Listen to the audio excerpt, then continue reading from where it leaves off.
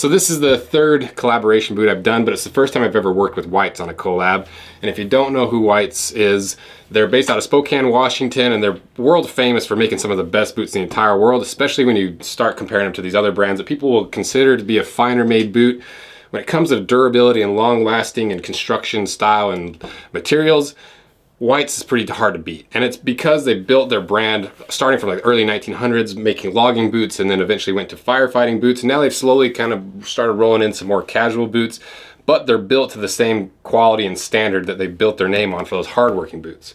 So there's a lot of people that love Whites because of the value, because of the durability, and because of the heritage behind them. So that's why when it came to this boot, I really wanted to work with Whites because of the history and because of what they're known for. And this boot releases on September 15th, and there's only gonna be 200 pairs available. It launches at 10 a.m. Mountain Daylight Time. But people that have signed up for the limited edition email list get an hour head start on everybody. So I'll put a link to that in the description if you haven't signed up for that. And if you miss out on this and you're watching it after they're sold out, I'm gonna try to get Whites to do more collabs on this exact platform in the future. So there'll probably be another boot just like this with different colorway with all the features, just maybe next year in another 6 months, whatever it happens to be. And if you just signed up right before the launch of this boot, I'll put the sizing info and all the other info you need to know before you order this in the description as well. So that's all the pluggy stuff. So now let's go over what this boot actually is. So the name of the boot is the Drifter boot, and I stole that name from the very first camera harness we made that really started this brand to making it a real brand and made it a viable option for me as a career, because we raised $500,000 on Kickstarter and Indiegogo for a camera harness that holds 2 cameras. It's actually ergonomically designed, because every other camera harness out there was just straps and they're super uncomfortable. Well, I took a little bit of my history in like hunting and backpacking and you know, gun holsters, all these things that I was raised with, applied it to that industry. It blew up, and we called it the Drifter boot, but the problem was we called it the Drifter harness, but the problem was that harness just didn't end up working as well as our other harness, and so we ended up discontinuing the Drifter. So we revived the name for this boot because of the concept of the boot. So the idea behind this boot would be to be the perfect all-around boot, and we've done something similar with the Nyx collabs with the Indy 1 and the Indy 2, where it was supposed to be the all-around perfect apocalypse boot. Any situation, any terrain, anything that could possibly happen to you, the Indy series is the boot for you. But the problem is, those babies are heavy, they're clunky, and like they're really fun to wear, but they're just not the best all-around everyday boot. They're more of a purpose-made boot. So I wanted to make the Drifter boot this all-around perfect boot for every situation, a boot that you could actually live in and not have to have 50 different boots. If you're gonna have one boot that's super versatile, the Drifter boot's that boot. It's a boot for every occasion, whether it's work, whether it's play, dressing it up for a night out on the town, dressing it down, wearing them casually. And I wanted it to be a Western inspired boot without being overtly cowboy style, because I like that Western look, you know, because I was raised in a small town in Utah. So the Western influence has been a big part of my life for a long time. But I also don't love super overt, clear, like almost cowboy costume apparel. It just makes me feel like a little bit like a phony. So when I was designing this boot, I wanted it to have a Western look, but not be so Western that everyone's like, look at that cowboy boot over there. You know, I wanted to have a little bit of hints of cowboy without being crazy. So I wanted it to balance basically work, Western, and heritage into a single boot, and that's what this boot is attempting to be. And when we designed this boot, it turned out beautifully. I love everything about it. The leather, the heel stack, everything's great, but it just felt like it was missing that one little thing that put it over the edge, that added a little bit of pop to it that would make it the ideal boot for every situation. That's when I was like, hey Whites, what if we just sewed a knife pocket on the outside? You know, I think that would really add a lot to this boot. But the problem is adding that little bit extra onto the production, it complicates it a lot, and it, you know, you can't really, there's only a certain amount of knives you can fit in a knife pocket. And so they didn't want to make it for us, but that's usually where the best innovation, at least in my experience, comes from, is when you have an idea and you can't quite get it done. And so it forces you to evolve the idea and make it not necessarily better, but make it work. And then a lot of times it ends up being better. And so that's where that knife, the knife pocket and the EDC kit came from, because Whites was like, no, we're not gonna put a knife pocket on that boot. I was like, all right, we'll just make our own kit, we'll have them sew it on. And it ended up being perfect, because you have multiple different pockets to choose from. You have a stash pocket, you have different sizes of knives that you can fit in different pockets. You know, you got this this one here, you got this one here, you got your internal stash pocket. And so that little bit just put it over the edge to where I absolutely love this boot because it added so much more versatility to the boot, especially the card pocket. But we'll talk more about that in a bit. So being a versatile boot, where have I actually taken this boot? Well, I took it bear hunting, and everyone gets so mad at me for bear hunting. I've never actually killed a bear, so hold your hate until I've actually killed a bear. But I took it bear hunting, and check out this picture of me next to this giant bear track, kind of crazy. I took to a Western dancing bar. I took them on dates, you know, I dressed them up in not super Western style outfit, took them on dates, took them hiking, took them motorcycle riding, I wore them to the UFC event that came to Salt Lake City. We took them to several concerts over the summer, like Coheed and the U's, the shirts that I've been wearing in some of the videos. Took them horse riding, took them camping, took them hunting. Basically everything I did this summer that would allow me to wear pants, I wore these boots. You know, I even took them to an amusement park to see how they'd last. And other than being really heavy, they're really comfortable. I also took them to Wendover. If you're from Utah, you know. And so they ended up being the perfect versatile boot for me over the summer. So why did I choose whites to do this collab? Well, it goes all the way back to my early years of hunting. When I was a young teen, my uncle Kyle had a pair of whites Packer boots that he would hunt in, you know, with a lot bigger heel. And I always really liked that boot, you know, because a lot of the hunters wear the camo that has leather, like all these other panels. But Kyle had a really nice pair of Packer boots that he would hunt in, and I loved them. I've always loved them. And so when it came to doing a Packer style boot, I was like, well, we got to do it with whites. But also whites is known. Well, whites also kind of had an important part of my life in my early 20s when I was a firefighter, because whites a decade ago was the top of the top. Every firefighter wanted a pair of whites, and they kind of had this mysticism around them because, you know, the internet was around, but there wasn't people doing reviews like this. There wasn't a whole lot of information out there. All the career guys all had whites. All the new guys like me wanted whites, but ended up getting Hawthorns because we couldn't afford the whites. And whites were just kind of like the Ferrari of the boot world. You know, if Nick's was the Lambo, whites was the Ferrari, you know, and everyone wanted whites.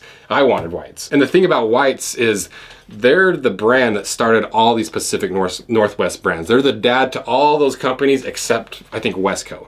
You know, because they started so early, they when logging opened up in the Pacific Northwest, they were there from the start, and all these other companies spun off from white. So they, like they say on the box, trust the original. You know, they've got the history behind them. And so it ended up being the perfect company to do this with because of who they are. And so whites has always had a little bit of a special place in my heart because they've shown up in my life at various points before I even had an idea that I'd be doing something like this. So what about this boot did we design? What are all the features of it? We'll start with the leather first. So this is their Red Dog leather, and it might be white's most underrated leather because, you know, it's not really that special. It's not a Chrome Excel, it's not Cordovan, it's not these like CF Stead. It's a Seidel leather that's a work leather, but it is a patina monster. You know, if you look at, so this is the first version of the boot that I kind of babied. I didn't really beat it up too much. I was trying to be careful with it. I wanted to see how the leather aged, and it gets these really nice highlights and lowlights, and the color starts to really shine because it's a really dry leather. It shines almost naturally. But then on the second version, I just beat these things to death. Like I said, I took them hunting, amusement parks, concerts. I did not baby these in any way. There's giant gashes throughout the entire boot. I have not taken care of these as much as people would for a $650 boot. But because of that, you can see, at least to me, how much cooler the patina looks on these, because you can see on this boot I beat up, all those high wear spots have lightened up significantly, and the low spots have gotten darker. And I haven't even conditioned these yet, so once they're conditioned, that contrast is going to be even more. And we'll probably put that, maybe I'll put some B-roll over top right here too. And it's a nice thick leather. It's right up there with all the rest of the work boot leathers at 2.5 to 3. Actually, let's put on a caliper just to double check. Yeah, 3 millimeters. So you're up in there, really thickness for a boot, and it does take a while to break in because it's such a dry, hard leather. And it's a chrome tanned leather, and because of that, it doesn't really take a ton of conditioning. Because it's so dry, you probably want to condition it every once in a while. And I like both of these versions of boots, if I'm being honest, because sometimes I look at these beat up pair and I'm like, oh yeah, I like the patina and everything, but these they have a certain clean, classy look to them. And that's why I love Red Dog, because it's such a versatile, it's a heavy duty leather. You can beat it up and it looks really cool, or you can keep it really pristine and it looks really cool. And so I thought it was a perfect leather to also kind of represent this collab. The next thing I decided on when I was designing this boot was which last to build it on. So one of the most popular lasts, especially with the heritage guys, is the 55 last by Whites. And this is a really popular last that a lot of different companies have. And it's a nice looking kind of pointy toed last, but not so pointy that you're looking like a Thursday boot. And I like this last, but it's a little narrow for my feet. And for an all-around boot, I didn't want to have my toes squished every single day. And so we looked at the other last that Whites have, and there's a last that Whites has that a lot of people know about, but is also a really underappreciated last because it's mostly used in their work boots and their firefighting boots. And that's the 4811 last. And that's the last that we chose for this boot. Because if you look at the profile or the toe box of these two, the 55 last is quite a bit more narrow than the square jawed 4811 last, in White's words. And so for a versatile boot, I was like, I want a little wiggle room. I hate having my toes squished.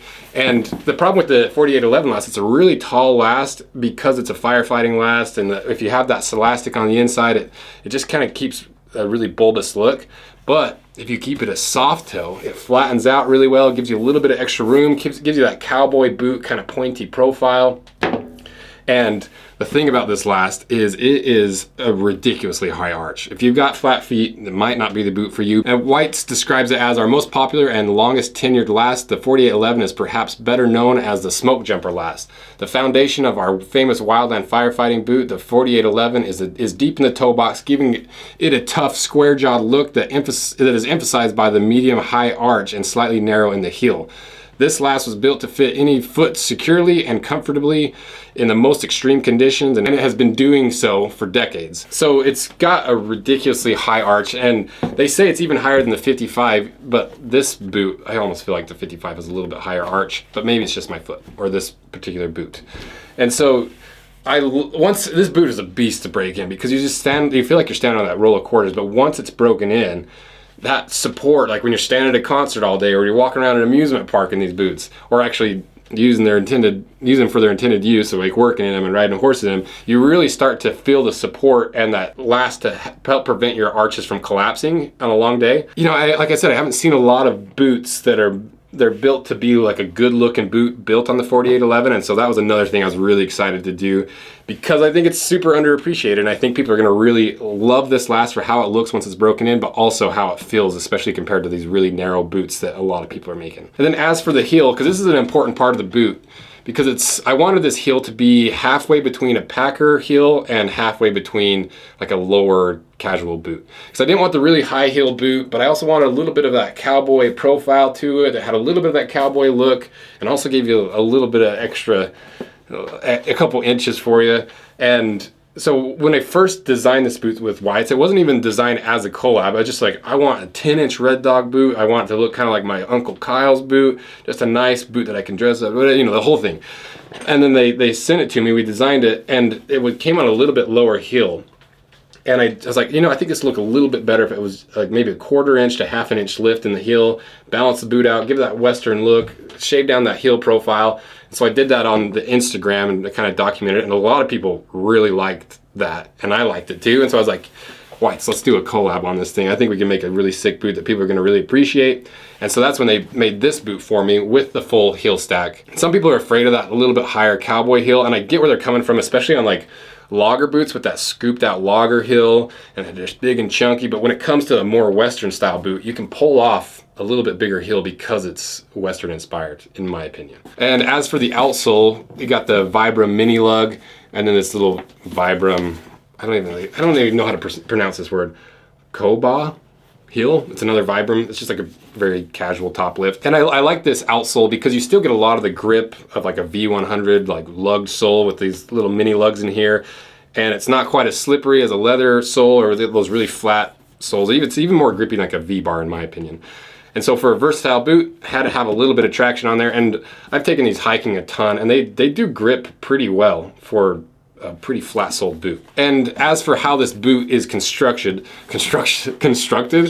It's a really unique construction, and we're gonna go over it in the full cut in half video because it's so intricate and confusing. But the one thing that really makes this boot stand out amongst the other Pacific Northwest boots and a lot of the other work boots is it's hand welted and hand lasted. That's such a labor intensive process. I went up to White's and watched them do it, and they literally have to stick an awl through all the layers and literally hand sew this all the way around. And it's a really unique construction that I had no idea even existed until we did this video. And I've known about White's, I've had White's. I had no idea how they did their boots until we cut it in half. And it's weird. It's like this weird combination of a stitched down boot and a Goodyear welted boot, because you have this, you can see the upper that's flanged out, but you also have another strip of leather that goes around it that is sewn just like a Goodyear welted boot. So it's almost like this Goodyear stitched down construction that I've never seen anyone else do before. But like I said, we'll go way more into detail in the full cut in half that comes out tomorrow. And the thing is, I don't know how much longer White's is going to be able to do this, because it's compared to like that rapid stitch with the stitch down boots. This takes so much more time, and that's why they're a little bit more pricey, and they're probably more durable. There's all these benefits that come with it. But watching those guys sew that, I was just blown away by the strength of those guys, the resilience of those guys, and the skill of those guys. It's a super underappreciated aspect. At least for me, I didn't fully understand it and appreciate it until this video. And some other features, so we decided to do a 10-inch boot because it left a little bit more room for the pocket kit. It gives you just a little bit more protection. I feel like more Western style boots are a little bit higher, and so it adds a little bit more durability and that Western look and balances out the heel. And another thing that's interesting that White's does that I haven't seen in a lot of the other brands is they space out these speed hooks differently than some brands. You know, these eyelets down here are pretty tight, and usually most brands follow that same spacing all the way up the shaft of the boot. But these eyelets are spaced out a little bit farther apart, right around that pinch point at the instep of your foot. And I think that's to help prevent what all the firefighters call white bite. I can pronounce T's. Where right here, all that leather, all that lace comes together and it kind of pinches and right at the top of your foot, and it's super painful while you're trying to get your boots broken in. And there's all these different lacing systems, there's different ways to fix it, and everyone has their own unique way of getting around the white bite. And so I think over the years, they've spaced this out more to just give it a little more room to breathe, a little more room to roll and compress. And to be honest, it is pretty painful when you're breaking it in. But once these are broken in, you don't really feel it anymore. I've got some boots that you just feel that bite right across the top of your foot always.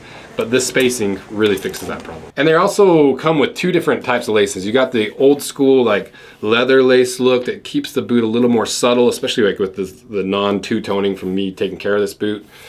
And then you also have the logger style, like the work boot yellow laces that I think gives it a nice pop of color, especially with the two-toning on this boot. But you have the two options to choose from. Like this boot kind of reminds me of like a 1950s advertisement for like a Boy Scouts of America, Boy Scout leader, Scout leader, where they've had like the really high boots, the contrasting laces, the higher heel.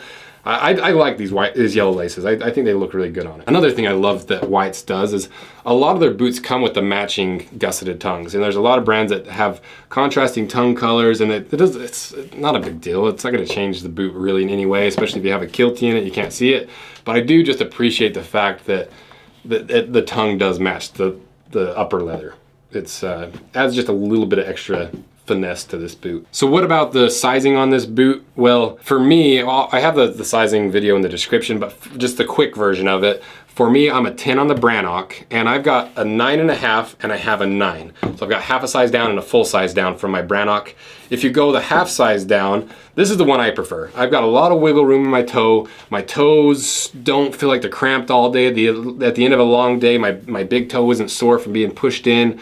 They're roomy, they're comfortable, but you do have a slightly larger boot on your foot where it's going to curl up a little bit more. It's going to roll a little bit more because you have more volume in the foot in the boot that your foot's not taking up. But that's what I prefer, half a size down, because I don't like have my toe squished. But you can still go a full size down from your Brannock, like this boot, because this boot still fits me. I really wore this one a lot last fall, and it fits, but my toes are a little squished in the end, and that's kind of what it's like with just cowboy boots in general. So if you're used to that squishy cowboy boot feel at the end of your toes, you might want to go a full size down. But if you like wiggle room, maybe go half a size down. And Whites might recommend going a full size down in this boot just because of how high the arch is and how high the heel is. It takes your foot from being flat and kind of puts it on a little bit of an arch, I guess is the easiest way to explain it. So it basically shortens your foot just a little bit. So choose wisely, but if you don't like your toe squished, half size down. If you don't mind having your toe squished, you like that tighter fit, that more pointy cowboy tight look, do a full size down. Now to my favorite part of this boot, which is the EDC Pocket Kit that has 2 knife pockets, 1 stash pocket, and the thread you need, the needles you need, the instructions. We even send you with the punch also. You can punch it through. The box that it comes in, you shove in your boot so you have something to back the punch with so you don't punch to the other side.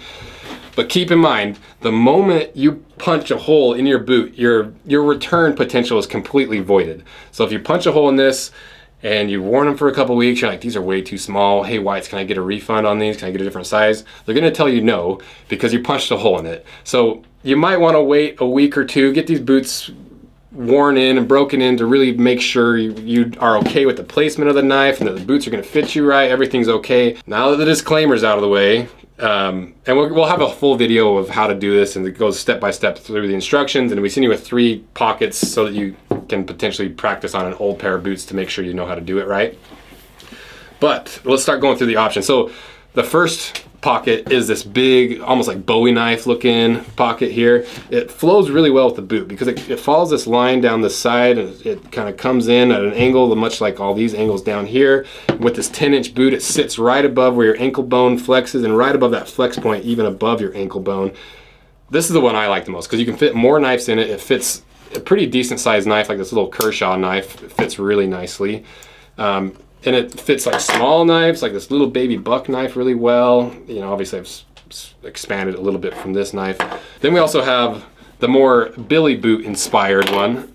And some people don't like to talk about the inspiration of where they get ideas, but clearly this is based after the Billy boot. And was the Billy boot the first one to make the knife pocket on the side of a boot in this shape? No, but they're the ones that popularized it. And I want a pair of Billy boots so bad, but they're impossible to find. And so this kit also solves the problem of, I've got a pair of boots, I wish they looked like this, that had the knife pocket on it. I just wish I could sew it on. That's what we're gonna do for you guys. If you want to sew a pocket on any pair of your boots, we'll also have this as a standalone kit that you can buy with all the tools and all the pockets on it. So you get it for free with the drifter boots on this Whites collab, but you can also buy it in a bunch of different leathers and a bunch of different thicknesses coming up as soon as we get that figured out. But this pocket is a little bit smaller, so for your little micro knives, like this little baby buck knife, I got one of those little Gerber knives that has like the utility blade in it, fits perfectly in there. This one is a lot more of a subtle look to it, so if you're going for the look, I think this one looks, I don't know if it looks better. It doesn't grab your eye nearly as much as the bigger knife pocket. The one piece of this kit that I was surprised by. So we like the knife kits and we're like, well, what else could we do? What else could we do to make this boot more versatile? And I was like, well, what if we put like a little wallet basically on the boot? And I'm like, well, let's put it on the outside, but the problem is you don't want your cards sliding out as you're walking around. So we're like, well, what if we put it on the inside of the boot? To be honest, I was like, well, I probably won't use it. It might be a little uncomfortable, but I absolutely love this internal pocket, this little stash pocket. I did not expect to use it as much as I actually have, because I carry around like a pretty big wallet, but when it comes to like literally going to amusement parks, going to concerts, going on dates, like just doing whatever, it's kind of a pain to have your wallet with you at all times. And sometimes you just want your ID and you want your credit card, and that's it. That's what I use this for. I use it literally almost every day. I've kind of quit carrying my wallet because most of the time I just need my credit card and my ID. And it's almost easier to have 2 cards in here because you have one to hold the pocket open, the other one to slide the card behind. It's still not the easiest thing to get your cards back in, but once you have the technique down, it's pretty quick. Like I'll be at the gas station, reach down, grab my card, pay, and then slide it back in. And people are like, grabbing his card from his boot? And to be honest, I kind of like it feels like an old like Western, like I feel like I'm an old cowboy pulling something out of my boot. You don't wear a gun, so I guess you always hire it done. But it's really useful. Another thing that comes with this is the Rose Anvil Kiltie, because I like these Kilties that Whites comes with, but they're pretty short. And the thing is, you know, it does protect, I just spit all over the place. It does protect the most important part of the boot where you're going to get a lot of debris and a lot of wear and tear, but it stops right here. And I wanted for this boot to have a full-length Kiltie that goes all the way up to the top. It's going to help protect the tongue from getting worn out from these speed hooks and the little jaggedy bits behind them. And it just, to me, it just looks cooler having a full-length Kiltie. And if you got little lady ankles like me, I got skinny legs, so a little bit extra bulk wherever I can get it to make these boots look a little bulkier, I'll take. But it's mostly for protection. And the Kiltie's gonna be made from the exact same leather, the Red Dog leather. And for the design of the Kiltie, we're getting like really deep into like boot nerd territory. There's like two types of like these little fringy Kilties. There's the logger Kilties that have the big flat across, what would you call these, points on them. And then a packer Kiltie is a lot more fringy. It has a lot more cuts in between, and it almost looks a little feminine to me. And so I wanted to combine both of those to where you got these big sawtooth design of a logging Kiltie with a little bit of the cutouts and a little bit of that fringiness of like a cow or like a Western Kiltie, a packer Kiltie. And I think it turned out really good, and I'm really happy with it. And I forgot to bring one into the filming room, so we'll put B-roll of it over top of this. So that's all the free stuff that comes with this boot. You know, to be honest, we'll still make money on this collab, but we're sending the punch for free. We're sending the pockets for free. We're sending the Kilties for free, and so it is eating into our profits. What do they call it? Like our commission on these. But I love them. I love this boot so much with this kit, and it's going to help launch the kit that I'm fine with it. Because to be honest, the reason I do these collabs is not because we're making hundreds of thousands of dollars off of it. I wish we were, but it's more because it's just fun to work with Whites. It's fun to work with Nicks. It's fun to work with all these brands and take these concepts and these dream boots I have and make them a reality because you guys like them too, and you guys support them, and you guys want to buy these boots, and you watch the channel. And so, you know, I like making money on these, but more than anything, I just love making these really unique boots and launching this stuff and putting these ideas through this crucible of, hey, Whites, you still want a knife pocket? No. Okay, we're making a knife kit. Now we got a whole new product, and we also want to add something else to it. We want a credit card pouch that doubles as a stash pocket. So it's just so fun to take these ideas and forge them into reality. And yeah, so that's kind of the whole boot, the whole cut in half dissection and what's inside a White's boot releases tomorrow. And if you guys have any questions, just put them in the comment section, and be sure to sign up for the limited edition email list so that you get the early access to these, because there's only 200 available. Oh, and one last thing. So I would love to do 2,000 of these boots and make sure everyone that wants a pair gets a pair. But the problem is White's is already so busy. They're so swamped that it wasn't hard to convince them to do this collab, but it was they're doing me a favor by doing this collab. They don't need this collab. You know, they sell plenty of boots on their own. They're totally booked out. So they're doing me a favor by doing this. And so that's why there's only 200 available. We're not trying to make this fake scarcity. We're not trying to build hype. We're making as many boots as Whites will make for me for this collab. And so just if you want this boot, just make sure that you're on that email list. We'll send an email the night before just to double check you're on the list. I don't know how long this one is. This might be an hour-long Rose Anvil 2 video, but I appreciate you guys sticking around to the end. I love just rambling and going through all the details. I literally could have done this for 2 hours straight. I still try to keep it short and concise, so let me know what you guys think of the format, what I missed, what you want me to cover in these type of things. So I love doing these deep dives that I don't get to do on the main channel because we have to prioritize things for the algorithm and audience retention.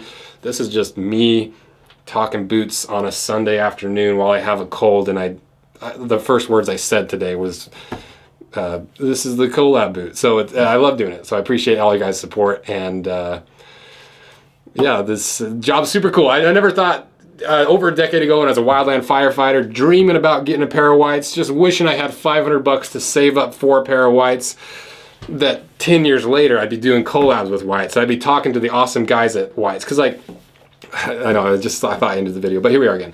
So I went up to White's factory during the bear hunt. We drove down to Spokane, and they were so nice to me and my little brother. Like Eric, the CEO, and Braden, the guy that does all the marketing and media, they'd spent half a day just hanging out with me and my brother, giving us a shop tour, showing us everything, just chatting with us.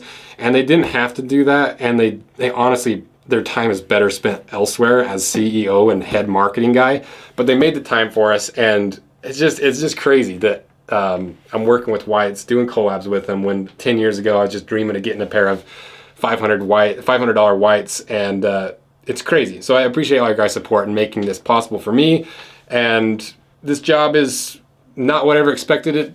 I didn't ever have any idea that I'd be doing this as a career, but I love it, and I couldn't do it without you guys. So I'm super appreciative of all your support, and yeah, thank you guys. See ya.